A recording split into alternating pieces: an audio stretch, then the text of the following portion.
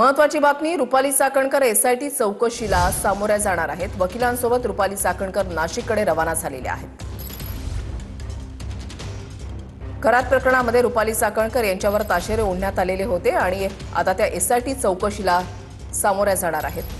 पवन येवले आमचे प्रतिनिधी या संदर्भातली अधिक माहिती देतील। पवन, नक्कीच आपण जर बघितलं तर राज्यभरात गाजत असलेल्या भोंदू अशोक खरात प्रकरणामध्ये आता रुपाली चाकणकर यांची देखील एसआयटीच्या माध्यमातून चौकशी होणार असल्याची माहिती जी आहे ती समोर आलेली आहे आणि रुपाली चाकणकर या एसआयटीच्या चौकशीसाठी हजर राहणार असल्याची माहिती जी आहे ती मिळालेली आहे। आज एसआयटी कडून नाशिकमध्ये ही चौकशी केली जाणार असल्याची माहिती समोर आलेली आहे आणि याकरिता रुपाली चाकणकर या देखील पुण्यावरून नाशिकच्या दिशेने निघाल्याची माहिती जी आहे ती समोर आलेली आहे। खरं तर भोंदू अशोक खरात याची भोंदूगिरी असेल, महिला लैंगिक अत्याचार असेल आणि त्याचबरोबर आर्थिक गैरव्यवहार असतील या आरोपांखाली त्याला अटक करण्यात आलेलं आहे। दरम्यान या संदर्भात जे काही आर्थिक गैरव्यवहार झालेले आहेत त्याचबरोबर रुपाली चाकणकर या भोंदू अशोक खरातच्या शिवलिका ट्रस्टवरती देखील होत्या, त्यामुळे या संपूर्ण प्रकरणे आता एसआयटीच्या माध्यमातून रुपाली चाकणकर यांची देखील चौकशी केली जाणार आहे।